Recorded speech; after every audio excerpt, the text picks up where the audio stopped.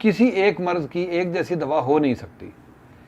किसी में वज़न की ज़्यादती से है, किसी में ब्लड प्रेशर की वजह से है, किसी में शुगर की वजह से है, किसी में दिमागी टेंशन की वजह से है, किसी में जिगर गुर्दे दिल के अमराज की वजह से है, किसी में लाइफस्टाइल की वजह से है, किसी में नशे की वजह से है, किसी में नींद की ख़राबी की वजह से है।